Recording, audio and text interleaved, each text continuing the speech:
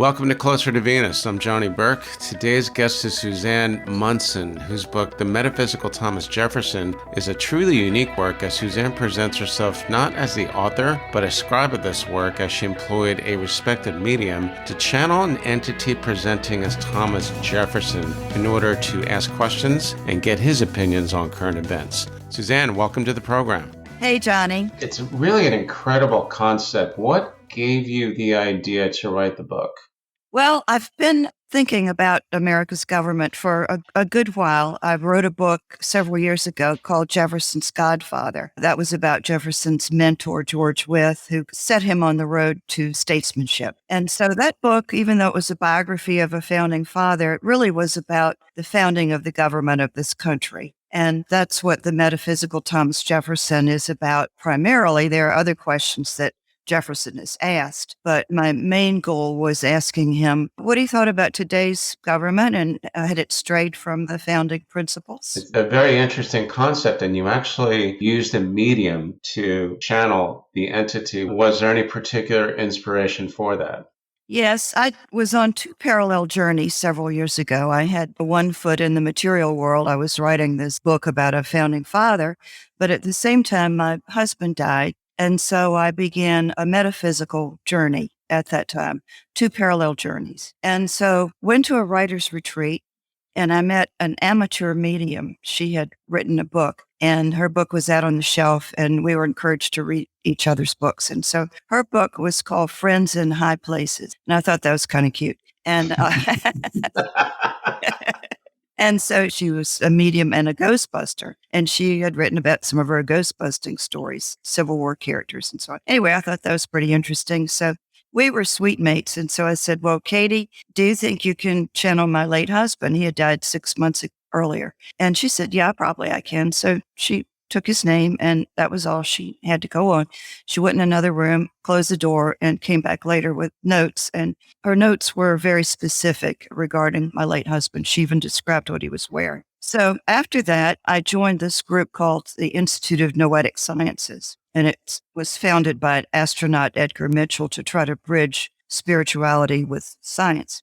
And so one of the early speakers that I heard there was Irene Kendig, who had written a book about the readings by this medium. And her book was an international award winner, very well thought of. And so I thought, well, if she feels that this woman has credibility, maybe I'll give her a try. Maybe I'll ask her to call my husband. So I felt nervous about it and finally got up enough courage to make an appointment with her. And that was maybe 6 years ago. And since then, I've had many sessions, maybe once or twice a year, usually twice a year, not only with my late husband, but with my mother and father, departed friends and so on. And I had great confidence in this medium. She really did bring my loved ones through in a very real way. At the beginning of every reading, she gives me a reading about myself, where I am at that point. I think, well, she's got to be psychic as well as a medium. Sometimes she would show me as happy. Sometimes she would show me as needing a vacation. You're working too hard. Your spirits are telling you, your guides are telling you you're working too hard. A year and a half ago, the people on the other side, our support system, they were telling me something different. And this is kind of strange, but it did happen. So Janet said that people on the other side are seeing you. And these are not necessarily my family and friends. These are at a higher level. They're seeing you as a metaphysical historian. And I thought, well, that's pretty interesting. And so I always took very, very good notes from the sessions. All the sessions were recorded, but I never wanted to go back and listen to an hour of talk. So I took really, really good minutes so that I could go back several months later or years later and read those notes. And because you forget a lot. And so then that popped up in two sessions. The people, my guides on the other side, saw me as some kind of scribe doing some very important work. So I just wrote that down. I didn't really think much about it. And then the thought came to me, last March, I think, a year ago, that if I can connect with ordinary people, why not somebody famous? Why not Thomas Jefferson? Because I'd written about him in this earlier book, and I've always been interested in him, being a Virginian especially. And so, is he too busy to talk to me or too important to talk to me? So I approached it with some trepidation. And I asked Janet whether she channeled historic figures. She said that she did, but I didn't tell her who I wanted to talk to. And so we arranged a time to talk. She said, "Who do you want to talk to today?" And I said, "Thomas Jefferson." And so she didn't miss a beat. She brought him in. What I think is really interesting about this concept is that there is a book written in the late 19th century. It's called The Dweller on Two Planets. And the book is apparently channeled by a man named Frederick Spencer Oliver, and he gave the entity called Philos the Tibetan, who was apparently a spirit that had past lives in Atlantis, actually gave Philos the Tibetan credit as the author. What you're doing or what you did wasn't done in quite the same fashion. Channeling is channeling. So I wanted to ask if you've ever heard of that book before. No, I've not heard of that book. I've not heard of any channeling books of historic figures. There are some out there. The difference between my book and that one, which was published, more than 100 years ago, right? Right. Okay. I have the recordings. I don't have the voice of Thomas Jefferson, but I have the recordings that clearly show that I'm the one who's asking the questions and receiving the answers. And I'm typing furiously away on my laptop as the answers come through. So it's very clear that I'm not the author of Jefferson's words. So that just leaves two conclusions. Either the medium is making it all up, or we're hearing from an entity that is presenting as Thomas Jefferson. There's only two conclusions you could reach about that. And the medium, she's a lovely lady, but she majored in elementary education. She never liked history as a subject. She knew very little Jeffersonian history, just that he was president and wrote the Declaration of Independence.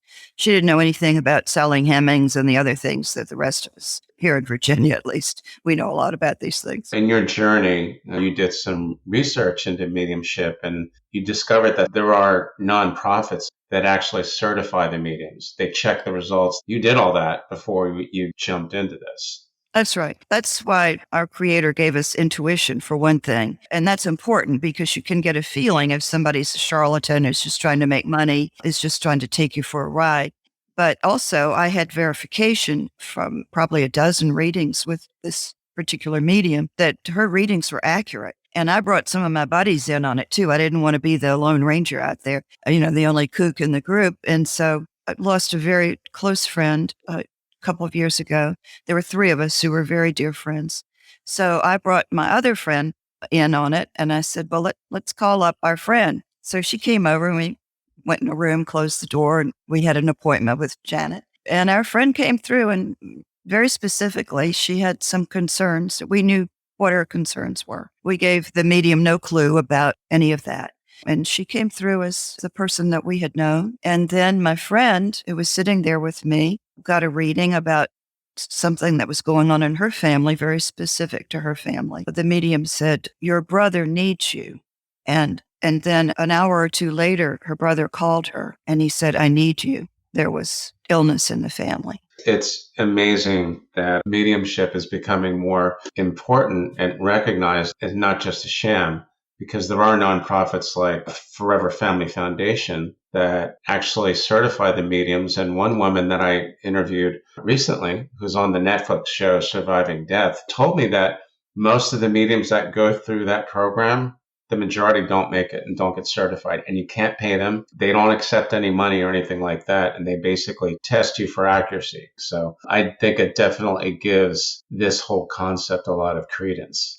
Yes, and there are medical doctors who are writing about this now. As a matter of fact, on the back cover of my book, I have a praise of my book by a medical doctor who's written about the afterlife. He's probably the world's expert in near-death experiences.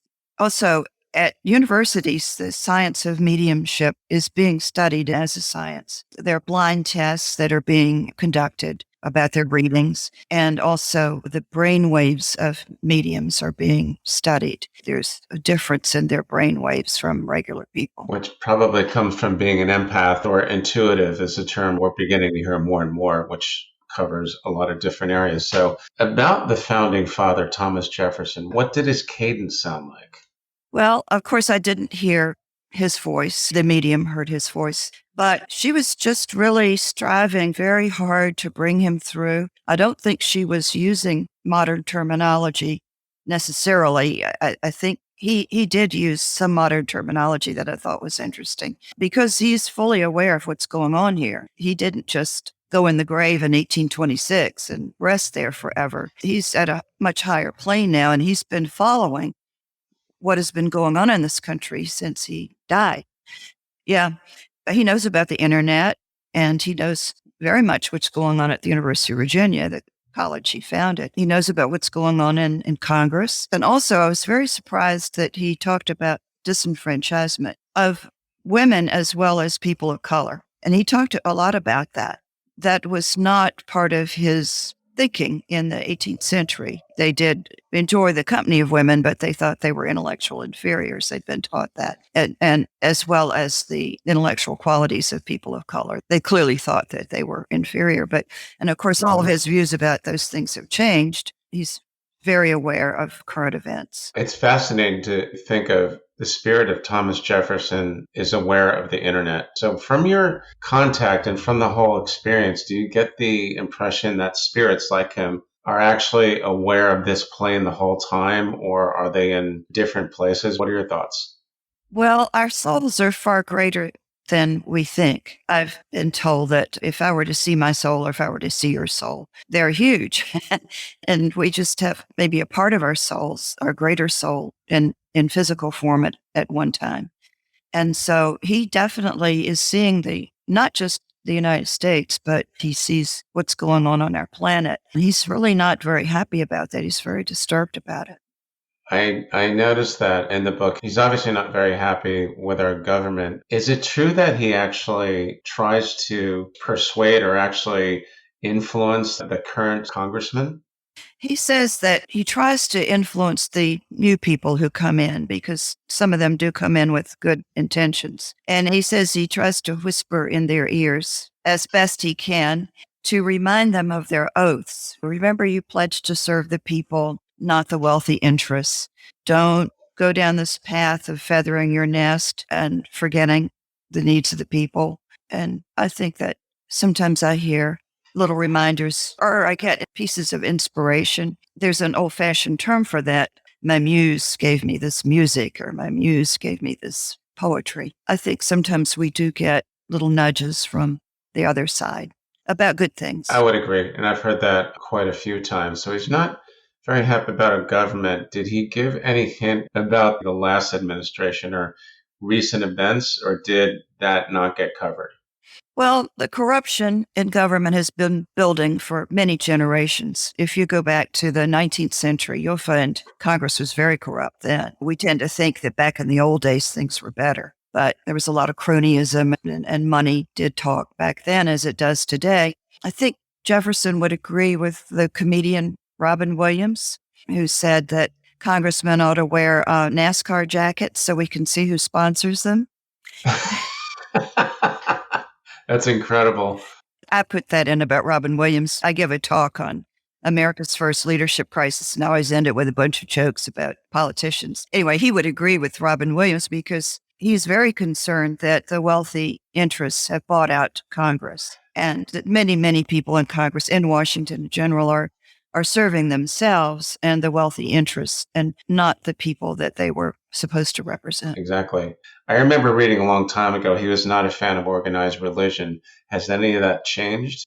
No, he's still not a fan of organized religion. When he went to Paris to be ambassador to France, he saw firsthand the corruption of the church. Of course, it was most corrupt during the Middle Ages, but still there was a lot of collusion between religion and government, the kings and the popes and the bishops and the gilded altars, and getting away from the basic teachings of Christ. So I think he was very much afraid that that might come to America, and he has seen a distortion of Christ's teachings in the churches. Not all churches, but he said that Jesus is very much present on the planet, that his words have power, that he is accessible, to individuals, but not so much in churches. I don't think he condemned every church. I'm sure we all know of some churches that are very good, that do teach the doctrine of love and forgiveness and generosity. But there are others who are all about power and prejudice and division. And raising money. And judgment, right? And self-service. But he does say that the entity of Jesus very much present here, but more among individuals than in institutions. Right. Because I remember reading that he had basically said Jesus has withdrawn from the churches. That's a pretty powerful statement, which does not surprise me in the least. As huge as that is, I think a lot of people are searching for spirituality, and I guess we all have to start someplace. But what I've heard quite a bit is that in church, you can only go so far growing until you just hit this wall. So when you go to Europe, you see very clearly that people have withdrawn from the church there. The churches are empty, rightly so, because the doctrine of love and charity has not been taught so much. They have the gilded altars and they have the great wealth that the bishops live in palaces. The people have voted with their feet. Now, this is not true of all churches, of course. There are churches that are thriving in Europe and good churches here, so he doesn't condemn the whole lot of them, but you do have to be very discerning about where his spirit is now. Spirit of Jesus. I thought that was interesting coming from someone who actually wrote the Jefferson Bible. I am pretty sure that in that Bible, he basically takes a lot of the miracles out of it because he was a materialist. So I think a lot of us would be really curious about if his views have changed or not. So we know what he thinks about the government. We're aware of what he thinks about religion. What other questions did you ask him? Well, just one more word about the Jefferson Bible. I did ask him about that, what he thought about that. And in that Bible, he wanted to put Jesus first and foremost in the book and just focus on his teachings and not so much on miracles and other things. But he does say that miracles can and do happen, but that we should focus mainly on the teachings of Jesus. But he did take the miracles out. Of that book, he did. Yes. Right. So what do you think he would do if he were president today? Well, he said that if he were to come in all by himself today, he could do very little because there'd be a great deal of opposition to the reforms that he would want to make. He said that he would have to come into Congress first, and he would have to form a small circle. The question I had about the Jefferson Bible is that he basically removed the miracles from the Bible. A lot of the things that he thought were edited and were not accurate, but his goal with that was to focus on the teachings of Jesus, correct? That's correct. Yes. Has any of his views changed about that? I thought he took the miracles out because he was a materialist at the time. Of course, he's not now, but he wanted to bring more power to the people, that don't expect somebody to create miracles for you to save you, that you have the power within yourself to do what is right.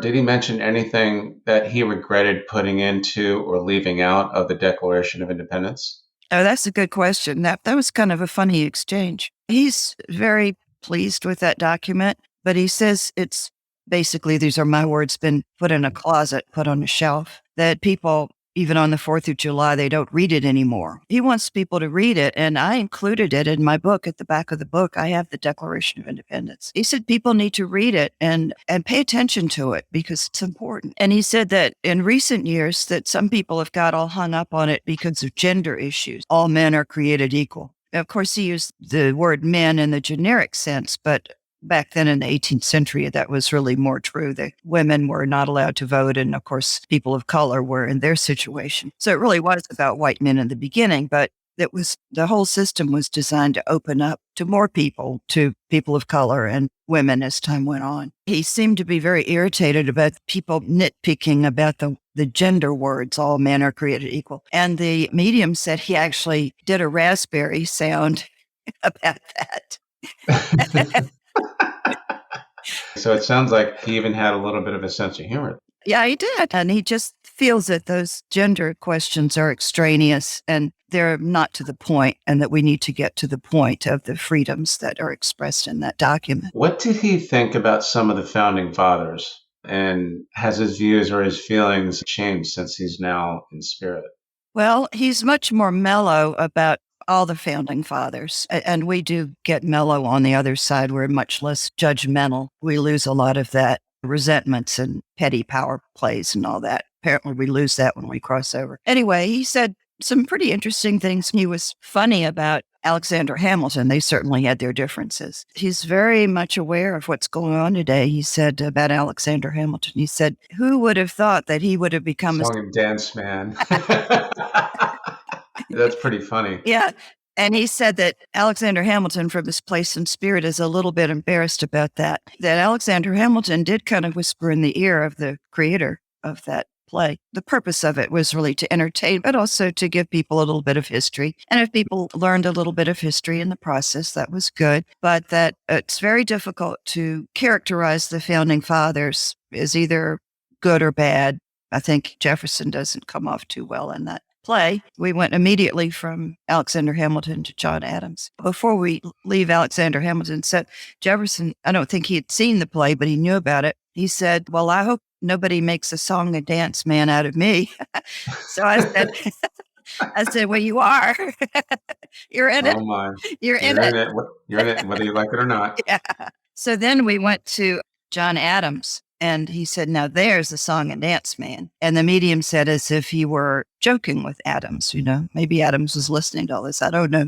They were enemies at one point in their careers, but they became very good, close friends in their last 20 years and communicated. And he said that Adams' heart was in the right place. And also that he was more open to listening to women. And of course, there's the famous letter by his wife, Abigail Adams, about don't forget the women when you're doing all this freedom stuff. But I think the most interesting revelation was about George Washington. Jefferson says that we've made frozen icons of all the founding fathers. They were all flesh and blood people. They all had their faults and their foibles. And he said that Washington, by the time he became president, he had been in not just one war, but two wars, the French and Indian War and the American Revolution, and that he had seen a lot of blood and gore, and that really affected his psyche. In using modern terms, that Washington suffered from PTSD, post-traumatic stress disorder, and that Jefferson was his vice president for, I think, 3 years. And so they did work together. And Jefferson said that Washington wasn't always present, that his mind was somewhere else part of the time, but that he could count on him for wisdom, especially wisdom about military matters. Didn't he say that Ben Franklin was a good guy, admitted when he was wrong, but was a little bit spacey?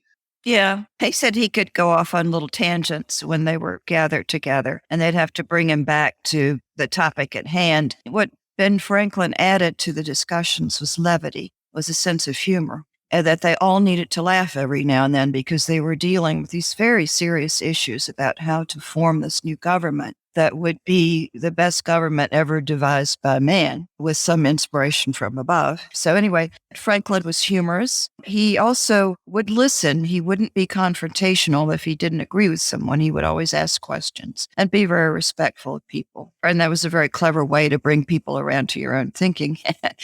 I need to use that tactic more. I think a lot of us do. Now, going back to the medium sessions, did any other entities come through besides Thomas Jefferson? One did, much to my surprise. I wrote a chapter on slavery. Those who are not familiar with Jefferson's story, a little background. In the 1970s, a biographer, Fawn Brody, wrote a very explosive book about Jefferson's alleged relationship with his slave mistress, Sally Hemings. And that was major news back then, and also helped change the perception of Jefferson in the modern age. People became more curious about him as a slave owner and as somebody who possibly fathered children with slave women. So I asked Jefferson about that. We had to talk about that before the book was complete. And he didn't really want to go there. He was very cagey about it. He said that, oh, by the way, before we get into that, let me talk about Sally Hemings. We have to make it very clear that Jefferson's wife was dead before he had any relationship with anybody else. And on her deathbed, she died young, and he was only 39 when his wife died. He had a whole life ahead of him. And on her deathbed, I think she had suffered through several stepmothers. And she asked him to please pledge on his word of honor that he would never remarry because she did not want her children brought up by a stepmother. And so Sally Hemings comes to Monticello as a young slave girl. As it turns out, she was fathered by Jefferson's wife's father. So she was Jefferson's wife's half-sister. She was three-quarters white. Her grandmother had been a slave, had a relationship with the owner of a slave ship. And so Sally was three-quarters white. She had long, straight hair down to her waist. She was described as very beautiful. But Jefferson said that, yes, he does see Sally in their present state, that he has great respect for her, but he really doesn't want to talk about their early 19th century relationship because he had run that scene in his mind so many times. He said ad nauseum that he'd rather talk about their present relationship in spirit form, that he had great respect for her. So anyway, the medium says, well, there's a woman trying to come into this conversation, and she didn't know anything about Sally Hemings. And so she said, could she possibly be a slave woman? And so I said, well, I guess so. We're talking about Sally Hemings. So this woman intervened. Of course, I didn't hear, I could only hear what the medium was saying. Sally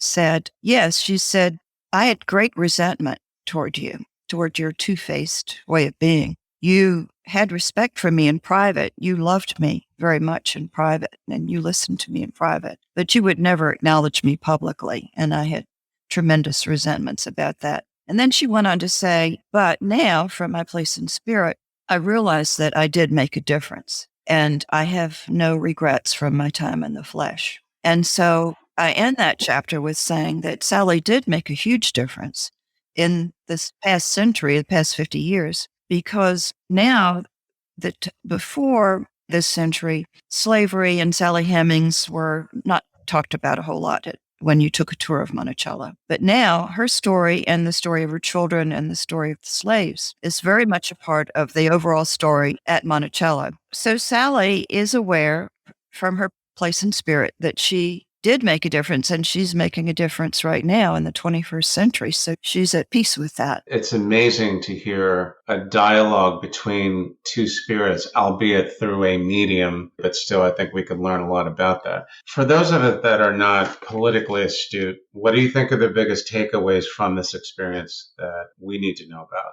Regardless of your political persuasion, I think most people are disillusioned with what's going on in our government, what's been going on for quite a long time. So if you read the book, you'll find that the first chapter on government is really pretty gloomy. He's really very negative about what's been going on. And so finally I said, can't you say something positive?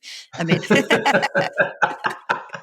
That's hilarious. What I wouldn't give to actually see a vision of him actually feeding the medium his dialogue. I probably won't get to see it in this lifetime, but pretty interesting stuff. I try to end each chapter with a little note of hope. We is trying to whisper in the ears of some of the people up there. But the main takeaway, and this is how I end the book, WWJD, What Would Jefferson Do? We end with his call for people in Washington to form circles of integrity. And they would be small circles at first. But as they enlarged, the people within the circle of integrity would protect each other. They would remind each other of their oaths to serve the people. And at some point, the group would be large enough that they could bring about the reforms that are needed. There's big money, big power behind a lot that's going on. The people in his mind are not serving individuals. They're serving wealthy interests. The people there are lining their own pockets. Once they get in, they realize that there's so many ways to get rich here. And so many of them do get rich in Congress. They start out not wealthy. And we wonder how that happened. He is for term limits. He really doesn't like the idea of limiting somebody who's good, who should be there. But he said that term limits make people complacent. They know they're going to probably get reelected. And they start losing their idea of being public servants. They become servants to themselves and to the big wealthy interests. I think a good note to end this on Thomas Jefferson's advice. Light will always defeat the darkness, but we need the light to shine on the darkness to expose it just so we know it's there. Listeners, read the book, send it to your congressman. Suzanne, thanks so much for joining us today. Excellent, excellent stuff. How can our listeners find you online? Well, the book is titled The Metaphysical Thomas Jefferson. if you go to Amazon Books and type in the name Thomas Jefferson, it's trending right up there with some of the big guys. And it's been number one in political commentary short reads for a number of days. Yeah. Excellent. What about your website? It's www.Suzanne Munson, Suzanne Munson, Munson -author.com. I will put that in the show notes as well. You've been listening to Closer to Venus. I'm Johnny Burke. If you enjoyed today's episode, please consider subscribing. You can also leave us a review on iTunes. Thanks again for tuning in, and we'll see you next time.